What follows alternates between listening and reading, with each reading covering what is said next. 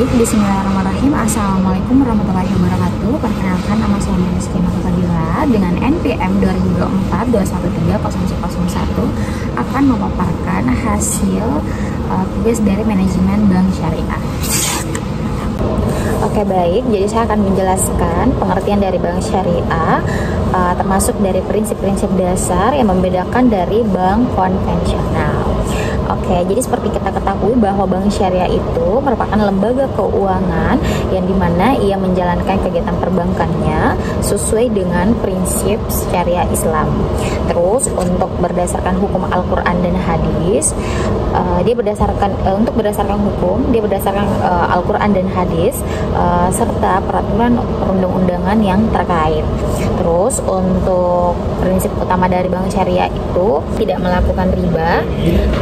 Dia juga tidak melakukan garar atau biasa disebut dengan ketidakpastian, serta maisir atau biasa disebut dengan spekulasi, yang dimana dapat diartikan bahwa dia menghindari segala perjudian atau pertaruhan.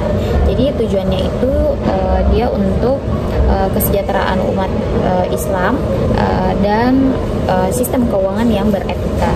Jadi adapun hal yang membedakan dari bank syariah dan bank konvensional itu, untuk bank syariah itu dia tidak melakukan riba, sedangkan bank konvensional dia menggunakan sistem bunga. Oke, jadi yang kedua itu ada beberapa aspek penting yang membedakan dari bank syariah dan bank konvensional. Jadi saya akan menjelaskan perbedaan dari kedua bank tersebut.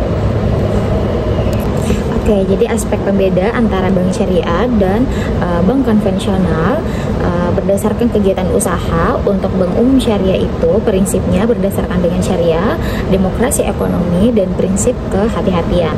Sedangkan untuk bank konvensional itu dia hanya berdasarkan pada demokrasi ekonomi serta prinsip kehati-hatian.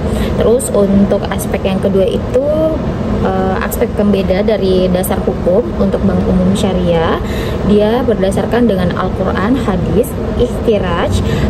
Dia juga berdasarkan Undang-Undang 21 tahun 2008 dan Undang-Undang 4 tahun 2023.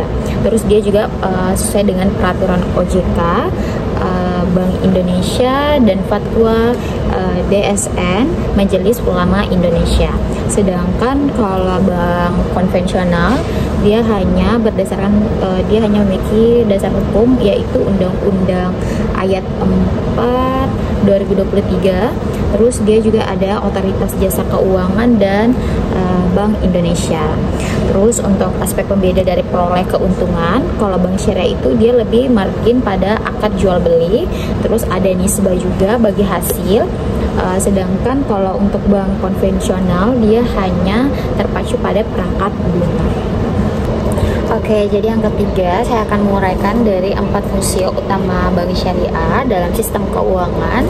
Terus saya akan juga berikan satu contohnya dari kegiatan masing-masing fungsi tersebut. Jadi yang pertama itu menghimpun dana dari masyarakat dalam bentuk tabungan giro dan deposito syariah. Terus yang kedua menyalurkan dana yang berbasis akad syariah seperti mudharabah, musyarakah, dan murabahah.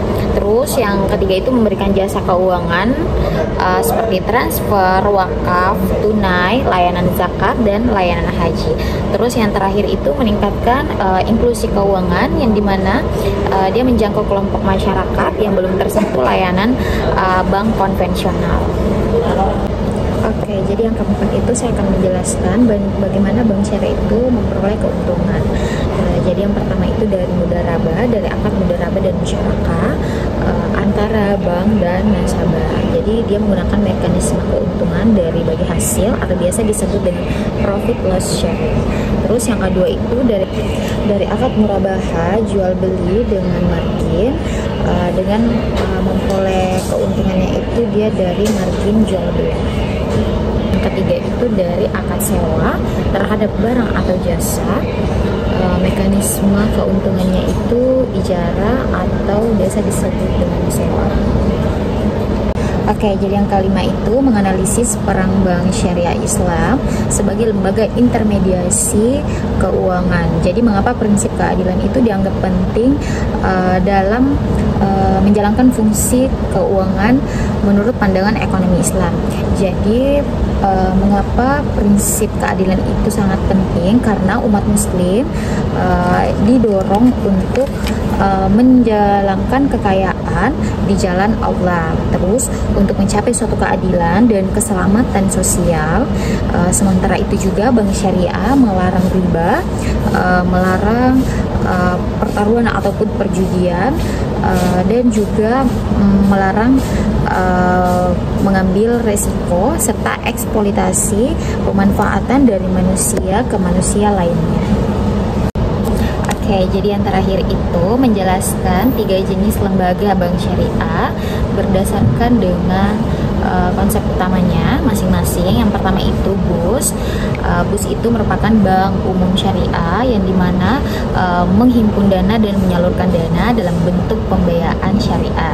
Terus yang kedua itu BPRS. Bank BPRS itu bank perkreditan rakyat syariah yang bertujuan untuk pembiayaan mikro pada UMKM syariah, terus merujuk pada kegiatan ekonomi yang melibatkan masyarakat dari skala usaha kecil sampai usaha menengah.